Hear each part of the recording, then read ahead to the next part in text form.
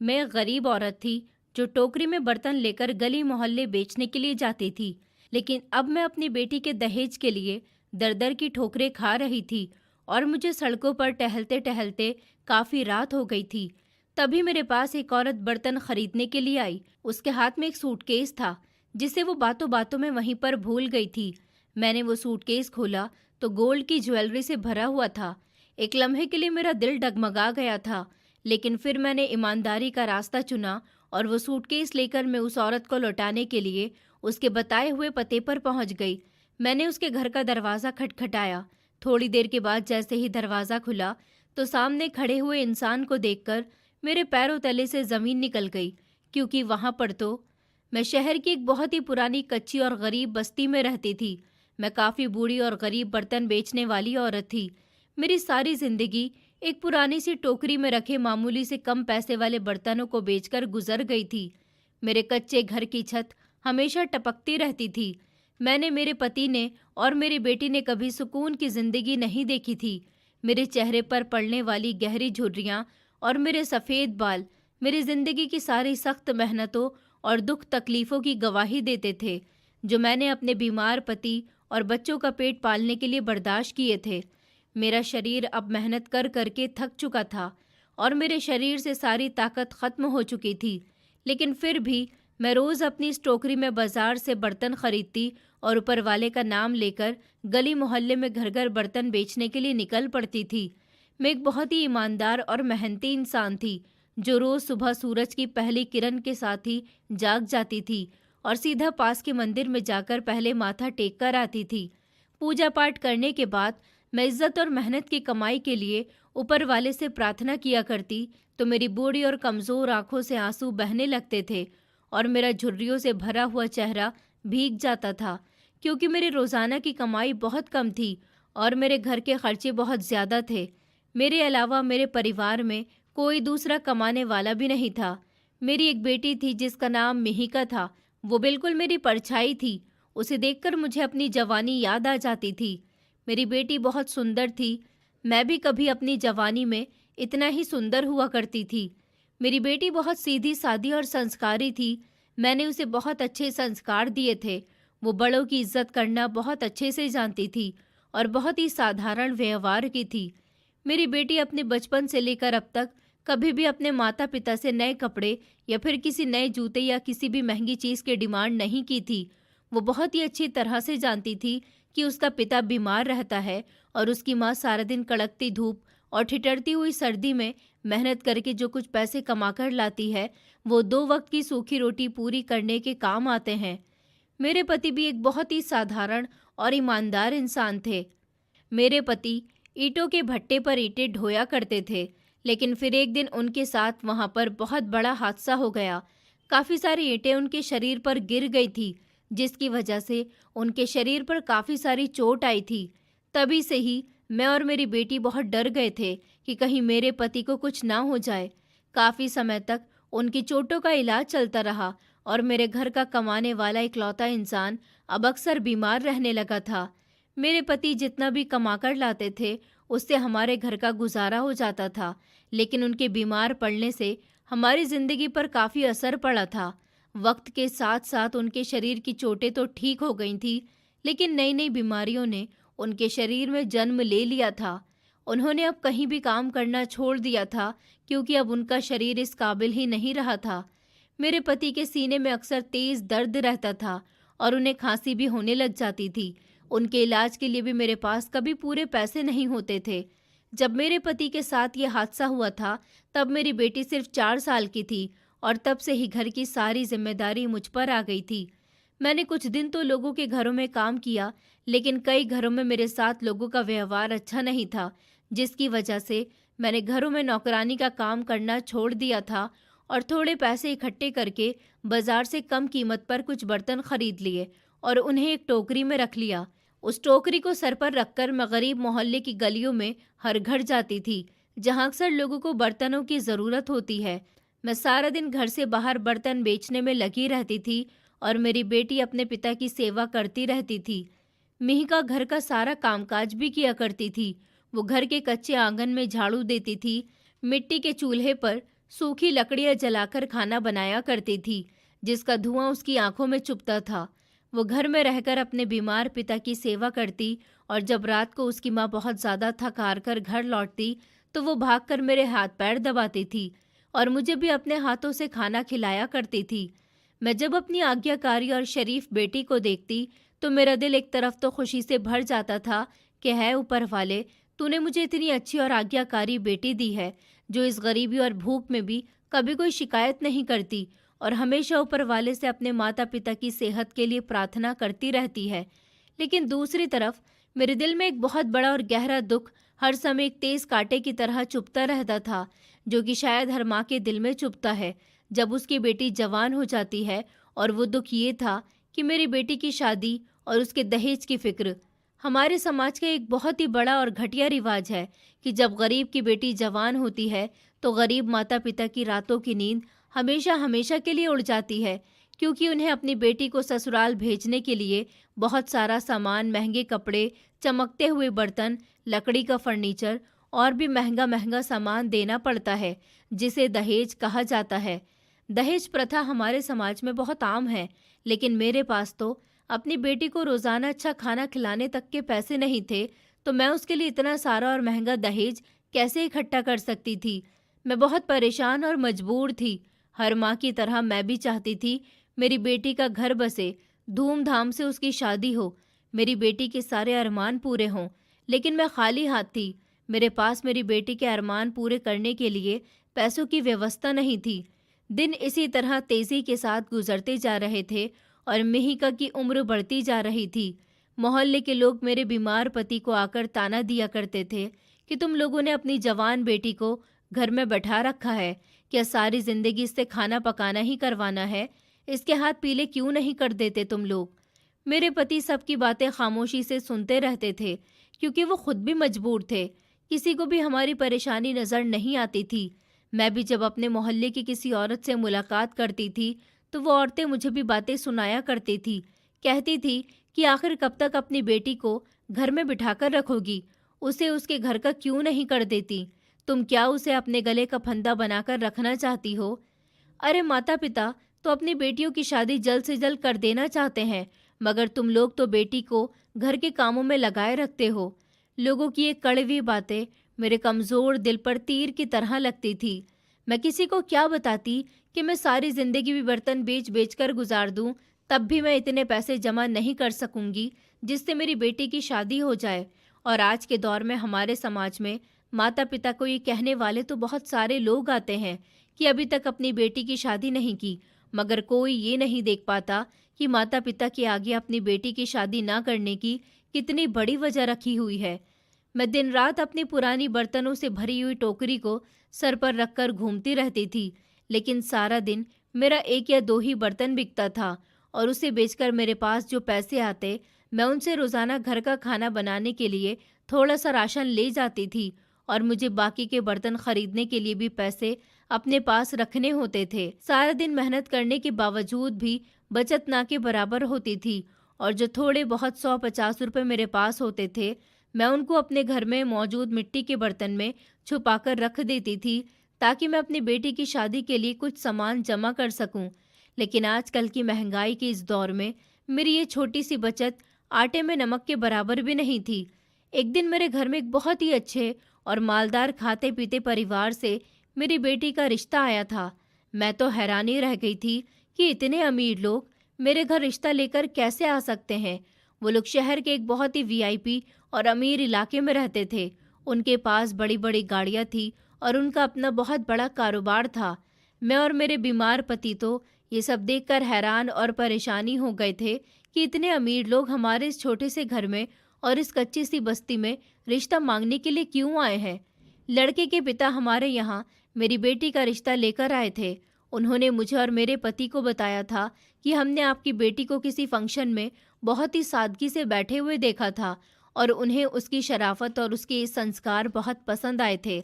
इसलिए वो चाहते हैं कि हमारी मिहिका उनके घर की बहू बने। ये सुनकर तो जैसे मेरे दिल में खुशी का तूफान ही उमड़ आया था। मेरे पति के चेहरे पर भी मुस्कुराहट छा गई थी कि मुझ जैसी गरीब औरत की बेटी का भाग्य इतना अच्छा है कि वो इतने बड़े और शानदार घर की मालकिन बनेगी। मैं तो ये सोच भी नहीं सकती थी कि ऊपर वाला इस रिश्ते को हमारे घर भेजकर हमारे साथ इतना बड़ा चमत्कार करने वाला है। अब मेरी बेटी को कभी भूखा नहीं सोना पड़ेगा और वो हमेशा खुश रहेगी। लेकिन इस लम्हे मेरे दिमाग में दहेज का वो भयानक और डरावना ख्याल आ गया था, जिसने मेरी सारी खुशियों को एक ही पल में ख़त्म कर दिया था। मैंने लड़के वालों से बहुत ही नरमी और शर्मिंदगी के साथ हाथ जोड़कर कहा कि देखिए साहब जी, मैं तो एक बहुत ही गरीब औरत हूँ। मेरा पति बीमार रहता है और मैं खुद सर पर टोकरी में बर्तन रखकर गली गली बर्तन बेचकर अपना गुजारा करती हूँ। हम बहुत ही मामूली से लोग हैं, हम आपकी बराबरी कहाँ कर सकते हैं। मेरे पास अपनी बेटी को देने के लिए कुछ भी नहीं है। मेरी सारी जमा पूंजी तो मेरी बेटी ही है, इसके अलावा कुछ भी नहीं। आपके घर के नौकर भी हमसे ज़्यादा अमीर होंगे, हमारी तो कोई हैसियत ही नहीं है। आप कहाँ और हम कहाँ। लड़की के पिता ने वैसे तो बहुत ही मीठी जुबान में कहा कि देखिए बहन, हमें आपसे कोई दान दहेज नहीं चाहिए, हमें बस आपकी बेटी पसंद आ गई है। आप एक बार मेरे बेटे की तस्वीर देख लीजिए। हमारा बहुत बड़ा कारोबार है और मेरा बेटा मेरे उसी कारोबार को संभाल रहा है। हमें आपसे कुछ भी नहीं चाहिए, हम सिर्फ और सिर्फ आपकी बेटी को अपनी बहू बनाना चाहते हैं। ये सुनकर मैंने रोते हुए उनके आगे हाथ जोड़ दिए थे और कहा कि आपका बहुत बहुत धन्यवाद। मैं सारी ज़िंदगी आपकी आभारी रहूंगी, जो मुझ जैसी गरीब औरत की बेटी को आप अपने घर की बहू बनाना चाहते हैं। मेरे पति ने भी रोना शुरू कर दिया था और वो कहने लगे कि मुझे तो विश्वास ही नहीं हो रहा कि हमारी बेटी के लिए इतने अमीर घर का रिश्ता खुद चलकर आया है। इस तरह मेरी बेटी का रिश्ता पक्का हो गया था और शादी की तारीख भी तय हो गई थी और फिर घर में शादी की तैयारियां शुरू हो गई थी। लेकिन मैं और मेरे पति ये बात बहुत अच्छे से जानते थे कि लड़के वाले चाहे कुछ भी न मांगे, फिर भी दुनिया की नज़रों से बचने और अपनी बेटे की इज्जत रखने के लिए हमें कम से कम इतना सामान तो ज़रूर देना पड़ेगा कि हमारी बेटी को उस बड़े से घर में जाकर किसी शर्मिंदगी का सामना ना करना पड़े और उसे ससुराल वाले या रिश्तेदार कोई ताना न दें कि वो खाली हाथ आई है। मेरे पति हमेशा टेंशन में रहते थे और मुझसे कहते थे कि करुणा, अगर मैं सही सलामत होता तो ज़रूर अपनी बेटी के दहेज के लिए कोई ना कोई इंतज़ाम कर देता। यूँ तुम्हें इस तरह परेशान होता हुआ मैं नहीं देख सकता। मैं सच में बहुत परेशान थी। मेरी रातों की नींद तक उड़ चुकी थी। मैं अब रात को सो भी नहीं पाती थी और अब मैंने अपनी मेहनत को दुगना कर दिया था। मैं अब सुबह सवेरे अंधेरे में ही घर से अपना टोकरा लेकर निकल जाती थी और रात को देर तक सड़कों पर, गलियों में, मोहल्ले में बर्तन बेचने की कोशिश करती थी। कुछ लोग मेरे बर्तन खरीद भी लेते थे, जबकि कुछ लोग आजकल ब्रांडेड बर्तन, वो भी दुकान या मॉल से खरीदने की वजह से, मेरे बर्तनों को धुतकार देते थे। अब मुझ बूढ़ी औरत की हड्डियां दर्द से चीखती थी। मेरी आंखों में नींद की कमी की वजह से हमेशा लाली रहती थी और मेरा शरीर कमजोरी से कांपता था। लेकिन जब भी मुझे अपनी मुस्कुराती हुई बेटी का चेहरा याद आ जाता था तो मैं अपने सारे दुख दर्द भूल जाती थी। इस दुनिया में एक वही तो थी जो मेरी परछाई थी। मैं हमेशा यही सोचती थी कि मेरी बेटी उस महल में जाकर बिल्कुल राजकुमारी जैसी जिंदगी गुजारेगी और हर माता पिता यही चाहते हैं कि उनकी बेटियां जब ससुराल जाएं तो उनकी ज़िंदगी में खुशियां ही खुशियां भर जाएं। ये सब सोचकर मैं मेहनत में लग जाती थी। मैं सारा दिन शहर की इन लंबी और चौड़ी सड़कों पर धूल और मिट्टी सब कुछ बर्दाश्त करके अपनी मेहनत में लगी रहती थी। कुछ लोग ऐसे भी थे जो मेरे बर्तनों की बहुत कम कीमत लगाया करते थे और बर्तन ना देने पर मुझसे लड़ाई झगड़ा किया करते थे। अब ऐसा तो नहीं था कि मैं अपना मुनाफा किए बिना ही उनको बर्तन बेच देती या फिर अपना नुकसान कर लेती। कभी कोई मुझे कम पैसे देता तो कभी पूरे दिन एक भी बर्तन नहीं बिकता था। मैं हर रोज़ शाम को बाजार जाती थी। कपड़े और महंगे फर्नीचर की दुकानों के बाहर खड़े होकर इन महंगे चमकते हुए कपड़ों, बर्तनों और लकड़ी के भारी फर्नीचर को बड़ी हसरत भरी नज़रों से देखती थी, जिसे मैं अपनी बेटी के लिए ख़रीदना चाहती थी। लेकिन मेरे पास इतने पैसे नहीं होते थे कि मैं इन चीज़ों को हाथ भी लगा सकूं या उनकी कीमत ही पूछ सकूं। मैं बस उन चीज़ों को देखकर लंबी लंबी आहें भरती रहती थी और खाली हाथ घर वापस आ जाती थी। मैं अक्सर रातों को उठकर अकेले में बैठकर फूट फूट कर रोती थी और अपने ऊपर वाले से गिड़गिड़ाकर प्रार्थना करती थी कि ऐ ऊपर वाले, मेरी मदद कर दे, मुझ गरीब पर रहम कर दे और मेरी बेटी की इज्जत रख ले। मैं अपनी बेटी को हमेशा खुश देखना चाहती हूँ। मैं नहीं चाहती कि ससुराल जाने के बाद मेरी बेटी को किसी तकलीफ का सामना करना पड़े। मैंने सारी जिंदगी अपनी मेहनत से कमाया है, मुझे इस बुढ़ापे में किसी के सामने बेइज्जत ना होने देना। शादी के दिन बहुत तेजी से करीब आते जा रहे थे और मेरी परेशानी में हर गुजरते हुए दिन के साथ बहुत ज़्यादा बढ़ोतरी होती जा रही थी। मैंने अपने गरीब रिश्तेदारों और जानने वालों से कुछ रकम उधार मांगने की बहुत कोशिश की थी, लेकिन गरीब का रिश्तेदार भी गरीब ही होता है और कोई भी मेरी इतनी बड़ी मदद करने के काबिल नहीं था। कुछ लोगों ने तो मुझे सीधा सा जवाब दे दिया कि हमारे पास कुछ नहीं है, और कुछ लोगों ने बहाने बनाकर मुझे टाल दिया था। मुझे महसूस होने लगा था कि जैसे मेरे चारों तरफ एक बहुत बड़ी और अंधेरी दीवार खड़ी हो गई है, जिससे निकलने का कोई रास्ता मेरे पास नहीं है। मेरे पति ने भी मुझे कहा था कि मैं कोई काम करने की कोशिश करता हूँ, मगर मैंने उनसे कहा था कि आप मेरे हमसफ़र हो, मैं आपको खोना नहीं चाहती, आप कहीं नहीं जाओगे, मैं खुद कुछ करती हूँ। मेरे पति भी मेरी हालत देखकर बहुत परेशान रहते थे और मुझे तसल्ली दिया करते थे कि ऊपर वाला कोई ना कोई रास्ता ज़रूर निकाल देगा, तुम परेशान न हो। लेकिन मेरा दिल अंदर से हमेशा डरा रहता था कि अगर मैं शादी के दिन तक दहेज का सामान पूरा न कर सकी तो क्या होगा। मैं हमेशा सोचती थी कि मैं अपना खून बेच देती हूँ, अपनी किडनी बेच देती हूँ, लेकिन अपनी बेटी की शादी में कोई कमी नहीं आने दूंगी। दिन इसी तरह से रोते रोते गुजरते जा रहे थे और फिर मैं एक रात बहुत बड़ी और कठिन परीक्षा के सामने आकर खड़ी हो गई थी। ये सर्दियों की एक बेहद ठंडी और अंधेरी रात थी। आसमान पर गहरे काले बादल छाए हुए थे और बहुत तेजी से बर्फीली हवाएं चल रही थी, जो इंसान की हड्डियों तक को जमा रही थी। मैं सुबह सवेरे से ही घर से निकली हुई थी और मैंने सारा दिन कुछ भी नहीं खाया था। भूख की वजह से मेरे पेट में बेहद दर्द हो रहा था। मेरे पास अब सिर्फ थोड़े से ही पैसे पड़े हुए थे, क्योंकि सर्दी और बारिश की वजह से लोग अपने घरों से बाहर कम ही निकल रहे थे और सारा दिन मुझे कोई खास कस्टमर नहीं मिला था। रात के 10 बज चुके थे और शहर की सड़क बिल्कुल सुनसान और वीरान हो चुकी थी। मेरी पुरानी टोकरी और उसमें मौजूद बर्तन, जिन पर सूती कपड़ा पड़ा हुआ था, उसमें से पानी छनकर मेरे बर्तनों को भिगो रहा था। मुझे बस अपने घर जाना था, जहां मेरा बीमार पति और मेरी बेटी मेरा इंतज़ार कर रहे थे, लेकिन मैं खाली हाथ घर नहीं जाना चाहती थी। मैंने सोचा कि मैं शहर के सबसे बड़े और पुराने रोडवेज की तरफ चली जाती हूँ, जहाँ पर काफ़ी सारे ढाबे बने हुए हैं। ढाबा संचालक अक्सर अपने ढाबों में कम कीमत वाले बर्तन रखते हैं। मैंने सोचा वहाँ मेरे बर्तन बिक सकते हैं, मगर उन लोगों ने भी मुझसे बर्तन नहीं खरीदे थे और एक दो लोगों ने बर्तन खरीद भी लिए थे, तो मुझे ज़्यादा कुछ फ़ायदा नहीं हुआ था। मैं चाहती थी कि मुझे कोई ऐसा कस्टमर मिल जाए जो मेरे बर्तन खरीद ले और जिससे मैं आज की रोटी और कल के लिए कुछ पैसे जमा कर सकूं। मैं अपनी टोकरी सर पर रखकर धीरे धीरे चलती जा रही थी। मेरे पैर लड़खड़ा रहे थे, मगर मैं फिर भी चलती चली जा रही थी और रेलवे स्टेशन की तरफ चली गई थी। रेलवे स्टेशन से पहले भी कई सारे ढाबे थे, जहाँ के ढाबा संचालकों को मैं अपने बर्तन बेचने का फैसला कर चुकी थी। यहाँ भी काफ़ी सारा सन्नाटा छाया हुआ था, क्योंकि सर्दियों की रात थी और काफ़ी ज़्यादा रात हो गई थी। ढाबे पर कुछ लोग ही मुझे नज़र आ रहे थे। मैं अपना टोकरा लेकर आगे की तरफ चली गई और एक दो लोगों से बातचीत की, उनसे बर्तनों के बारे में कहा, मगर सब ने इनकार कर दिया। फिर मैं वही अंधेरे कोने में जाकर खड़ी हो गई और सर्दी से बचने के लिए अपनी पुरानी और फटी हुई शॉल को मैंने अपने कानों और सर पर लपेट लिया था।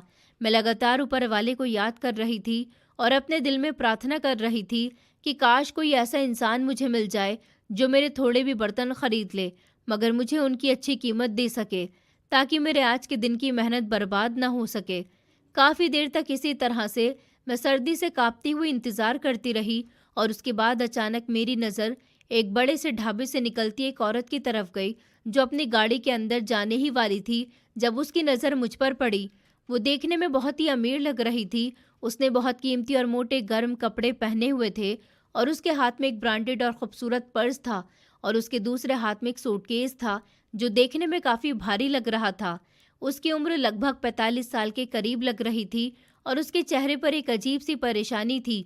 वो औरत अपनी गाड़ी में बैठने ही जा रही थी जब उसकी नज़र मुझ पर पड़ी और वो जल्दी से मेरी तरफ आई और मुझसे पुराने रोडवेज वाले एरिया का पता पूछने लगी।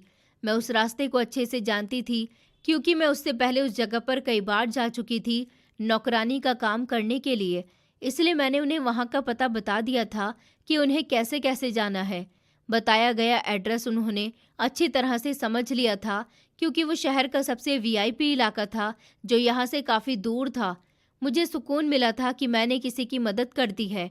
उस औरत ने मुझसे कहा, तुम्हारा बहुत बहुत शुक्रिया बहन। उसने ऊपर से लेकर मुझे नीचे तक देखा।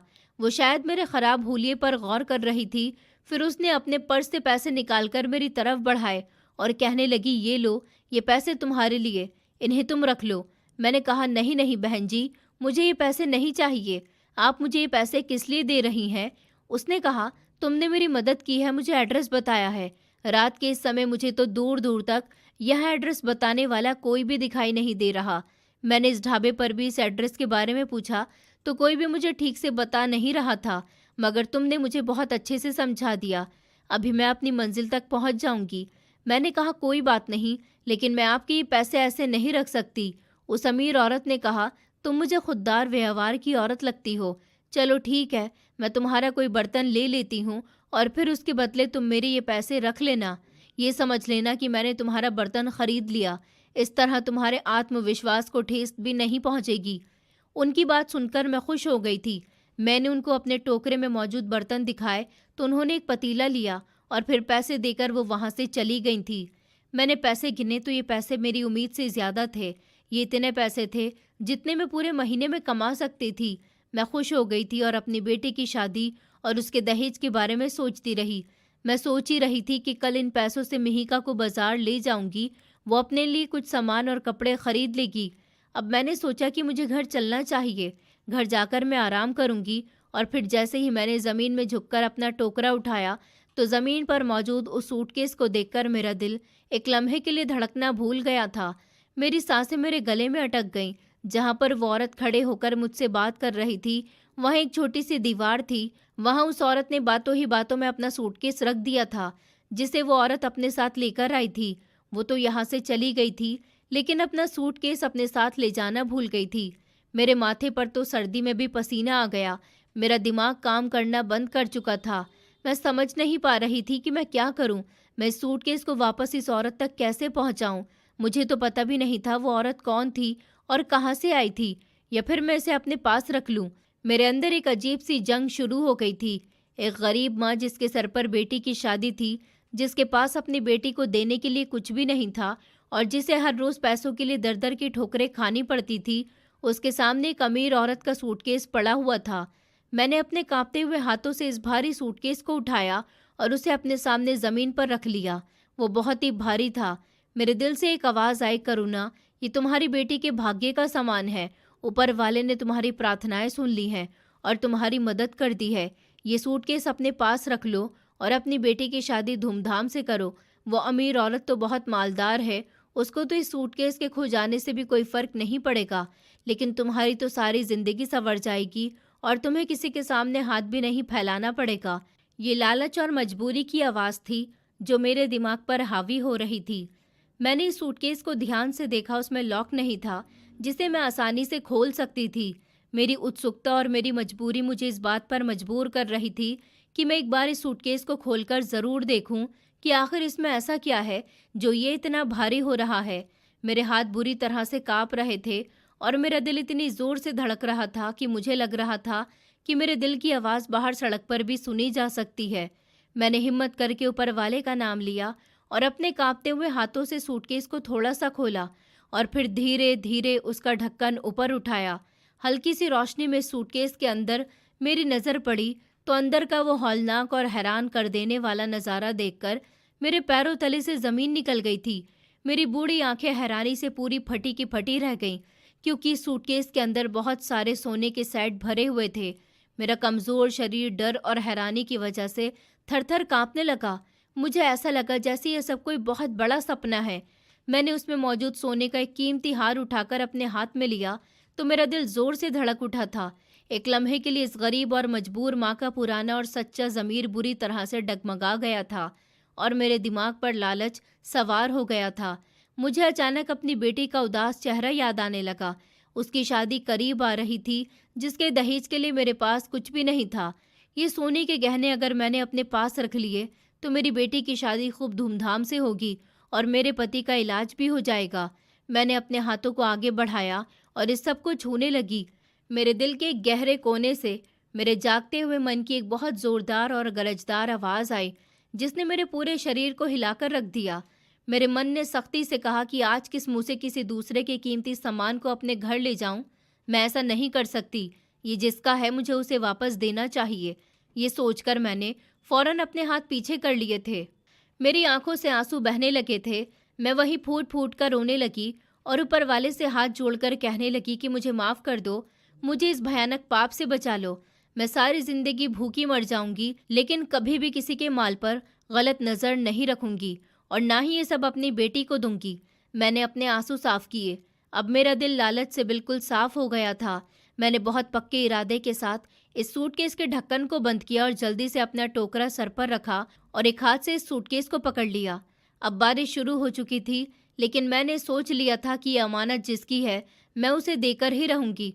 मुझे याद आया, उस औरत ने मुझे जिस जगह का एड्रेस दिया था वो ज़रूर वहाँ पर अभी भी होगी, इसलिए मुझे वहीं जाना चाहिए।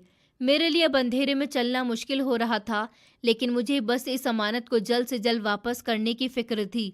ये रास्ता काफ़ी दूर था, लेकिन मैं चलती चली जा रही थी और फिर लगभग 2 घंटे का सफ़र तय करने के बाद मैं वहाँ पहुँच गई थी, जहाँ का एड्रेस उस औरत ने मुझसे पूछा था। यहाँ पर काफ़ी सारे बड़े बड़े घर बने हुए थे, लेकिन फिर मुझे वही गाड़ी नज़र आई जिसमें वो औरत बैठकर आई थी। वो गाड़ी एक बड़े से बंगले के बाहर खड़ी हुई थी। मैंने दरवाजे की तरफ जाकर गार्ड से कहा, मुझे मैडम जी से मिलना है। गार्ड ने कहा ठीक है। वो अंदर चला गया, लेकिन काफ़ी देर तक वो नहीं आया था। मैंने सोचा कि शायद इतनी रात को सब सो गए होंगे, लेकिन मैं वहाँ पर काफ़ी देर तक खड़ी रही। फिर थोड़ी देर बाद गार्ड बाहर आया और मुझे अंदर जाने को कहने लगा।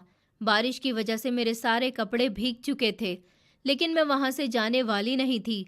मैं धीरे धीरे कदमों से अंदर की तरफ गई ताकि ये अमानत जिसकी है उसे दे सकूं, और मुझे अपने घर भी जाना था। मैं घर के अंदर वाले दरवाजे की तरफ आई। गार्ड ने मुझे कहा कि तुम यहीं रुक जाओ, मैडम जी आ रही हैं। इतना कहकर वो तो वहाँ से चला गया था, लेकिन फिर मुझे किसी के कदमों की आवाज़ साफ सुनाई दी।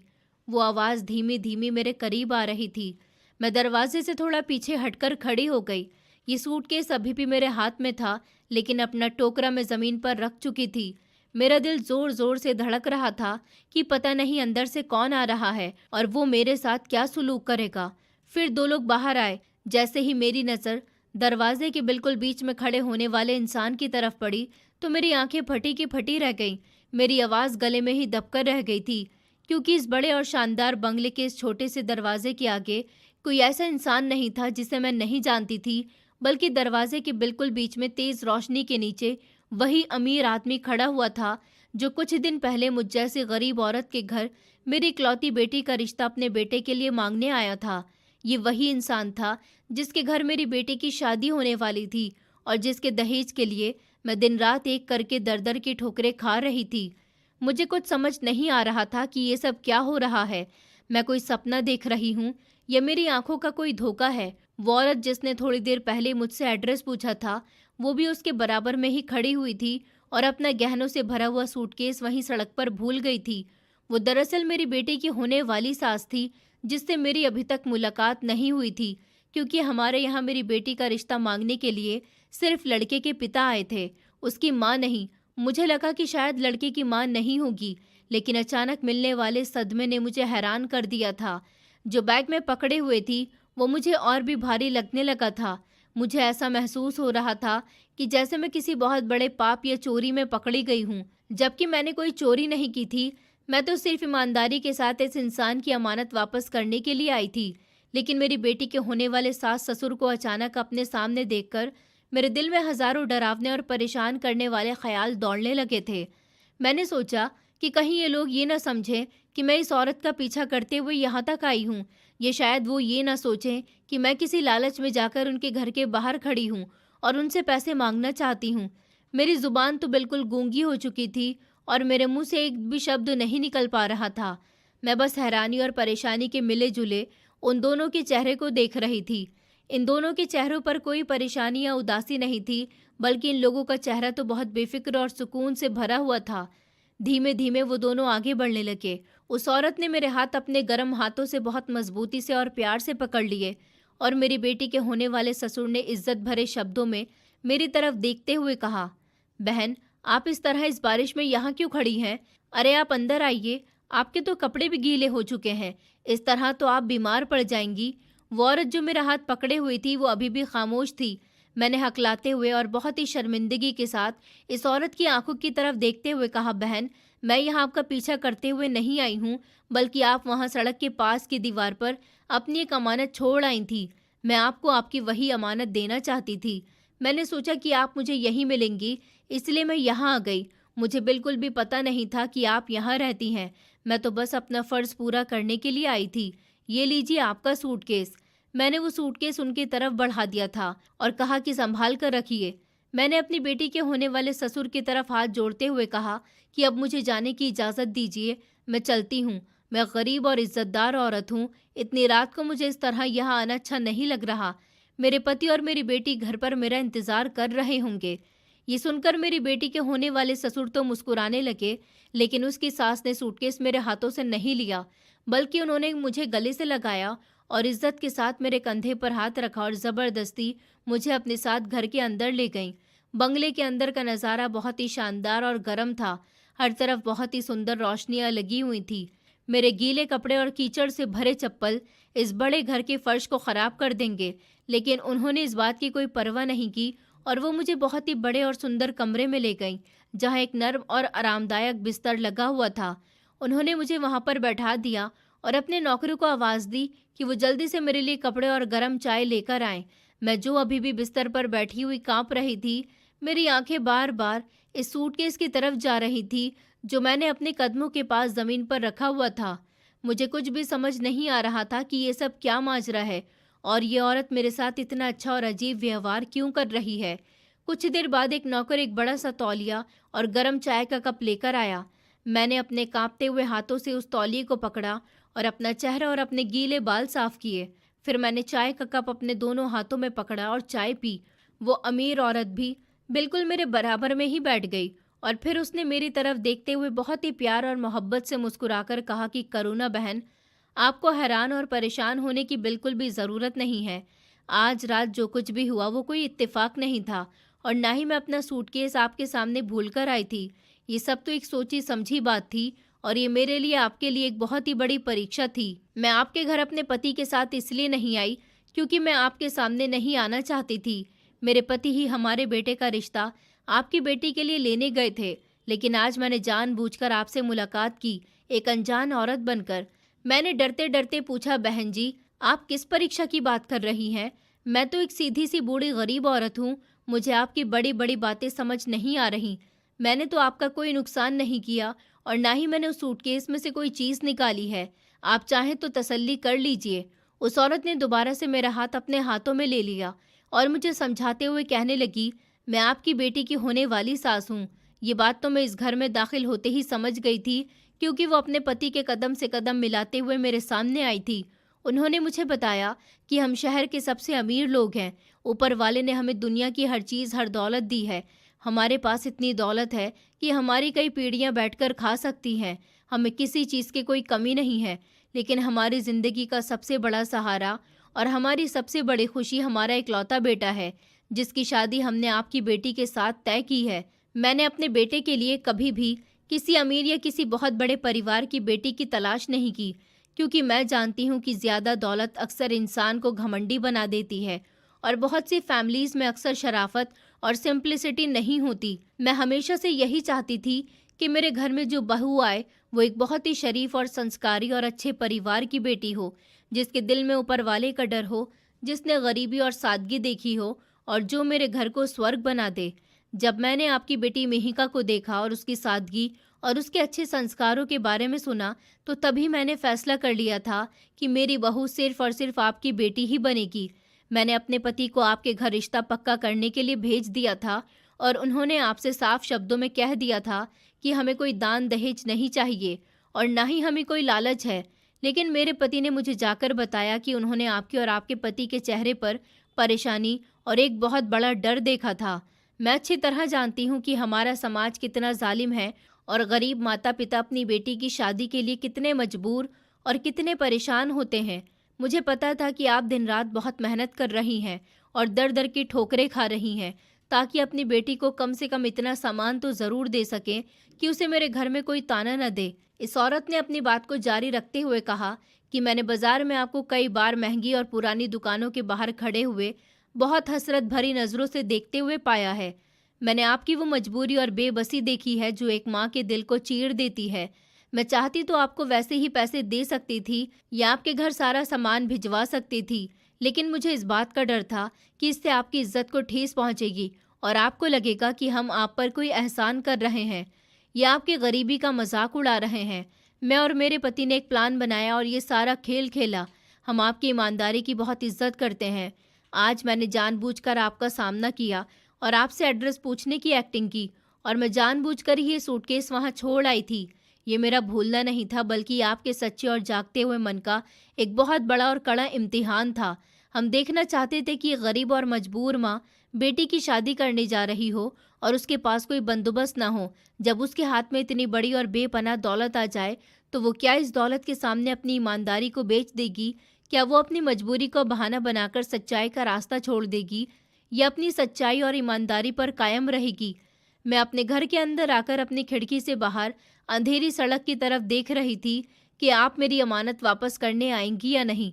जब मैंने देखा कि आप वो सूटकेस लेकर कुछ सोचते हुए आगे बढ़ गई हैं, तो मैं जल्दी से गाड़ी लेकर अपने घर आ गई थी।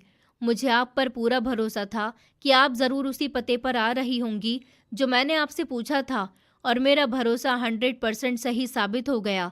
जब मुझे गार्ड ने बताया कि कोई बर्तन बेचने वाली मुझसे मिलने के लिए आई है, तो मैंने फ़ौरन खिड़की की तरफ आपको सर्दी से कांपते हुए देखा और आपने ये साबित कर दिया कि गरीब इंसान के पास पैसे नहीं होते, उसके पास पहनने के लिए अच्छे कपड़े नहीं होते, लेकिन उसके पास जो सच्चाई और ईमानदारी की दौलत होती है वो दुनिया के किसी भी बादशाह के ख़जाने से ज़्यादा बड़ी और ज़्यादा कीमती होती है। आपने गहनों से भरे सूटकेस को ठुकराकर ऊपर वाले के सामने और मेरे सामने जो परीक्षा पास की है उसकी कोई कीमत नहीं लगाई जा सकती। मैं ये सारी बातें सुनकर बिल्कुल हैरान रह गई थी। मुझे अपने कमज़ोर कानों पर विश्वास नहीं आ रहा था कि मेरी होने वाली समधन मेरे साथ इतनी बड़ी परीक्षा ले रही थी और मेरी ईमानदारी को इस तरह परख रही थी। मेरी आंखों से आंसू निकल आए थे और मैं रोते हुए ज़मीन पर बैठ गई। मैंने उनके सामने अपने दोनों हाथ जोड़कर कहा, बहन जी, मैं तो एक बहुत ही कमज़ोर और पापी औरत हूँ। जब मैंने इस सूटकेस के अंदर चमकते हुए गहनों को देखा था तो एक लम्हे के लिए मेरा दिल भी डगमगा गया था। मेरे कमज़ोर दिल में एक ख्याल आया था कि मैं ये सब अपनी बेटी के लिए रख लूँ और उसकी ज़िंदगी संवार दूँ, लेकिन ऊपर वाले ने मुझ पर बहुत बड़ा उपकार किया और मुझे इस गलत काम को करने से रोक लिया। मुझे इस बात का एहसास हो गया कि किसी की हराम की कमाई से कभी किसी बेटी का घर नहीं बसता और ऊपर वाला हमेशा सच्चाई का साथ देता है। मैंने कोई बहुत बड़ा काम नहीं किया, मैंने तो बस अपना वो फ़र्ज़ पूरा किया जो हर सच्चे और ईमानदार इंसान को करना चाहिए। मेरी सच्ची बातें सुनकर उस औरत की आंखों में भी आंसू आ गए थे। उसने आगे बढ़कर मुझे गले से लगा लिया और मुझे दोबारा से बिस्तर पर बैठा दिया।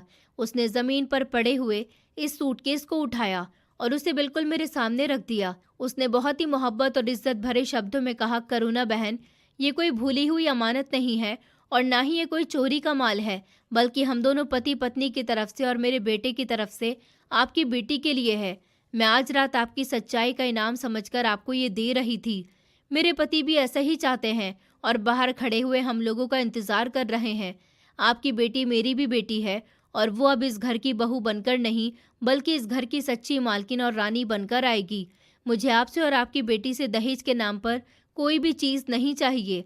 मैंने वो सारा सामान और वो सारे कपड़े जो एक नई दुल्हन को चाहिए होते हैं, वो मैंने पहले से ही इस बंगले के सबसे खूबसूरत कमरे में सजा दिए हैं। आप बस जल्दी से हमारी बहू को सादगी और पुराने कपड़ों में विदा करके हमारे घर भेज दीजिए। इन कपड़ों में वो अभी भी मौजूद है। मुझे और मेरे परिवार को मिहिका के अलावा दुनिया की किसी और चीज़ की कोई लालच और कोई ज़रूरत नहीं है।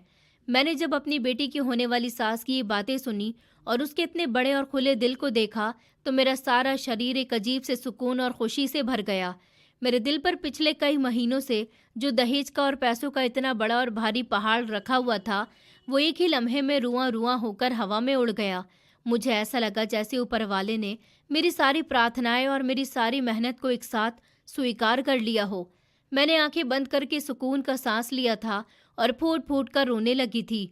ऊपर वाले से प्रार्थना करने लगी कि तुम्हारा बहुत बहुत धन्यवाद, तुमने मुझ गरीब औरत की इज्जत रख ली और मुझे इस दहेज की फिक्र से बचा लिया। मुझे मेरी ईमानदारी का सच्चा फल मिल गया था। फिर इस औरत ने मुझे अपने हाथों से सहारा देकर उठाया और कहा, अब आपको रोने और परेशान होने की ज़रूरत नहीं है। आप खुशी खुशी अपने घर जाइए, अपनी बेटी और अपने बीमार पति को ये खुशखबरी सुनाइए और उन्हें बताइए कि उनके दुखों और उनकी गरीबी के दिन अब हमेशा हमेशा के लिए ख़त्म हो चुके हैं और उनकी बेटी के भी भाग जाग चुके हैं।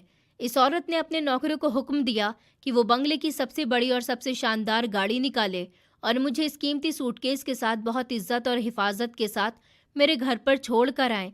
मैंने उनको इनकार भी किया था, मगर उन्होंने कहा कि नहीं, ये तो हमारा फ़र्ज़ है। जब मैं बाहर आई तो मेरी बेटी के होने वाले ससुर कहने लगे, अब आप शादी की तैयारी कीजिए और किसी तरह की कोई टेंशन मत लीजिए। मैं उनके आगे हाथ जोड़कर और खुश होते हुए वहाँ से बाहर आ गई।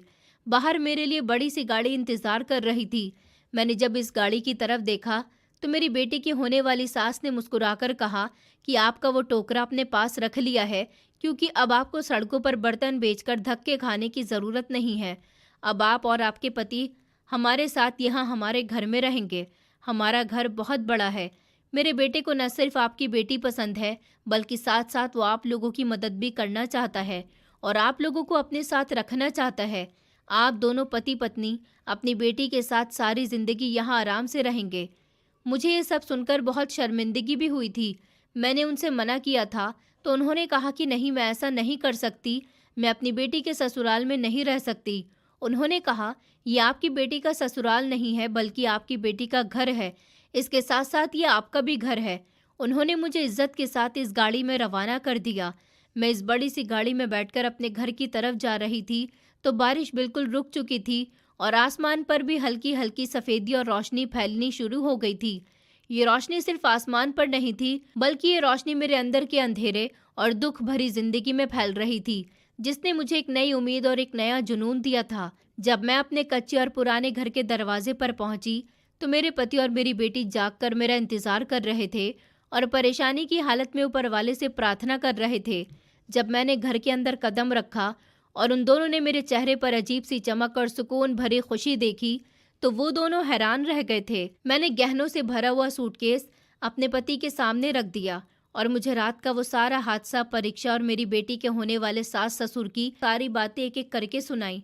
मेरी बातें सुनकर मेरे पति और मेरी बेटी दोनों की आंखों में भी आंसू बहने लगे थे और वो दोनों भी वहीं कच्चे फर्श पर हाथ जोड़कर ऊपर वाले का शुक्रिया अदा करने लगे थे। ऊपर वाले ने हमारी गरीबी की लाज रख ली थी और हमें इतनी बड़ी इज्जत भरी खुशी का दिन दिखाया था।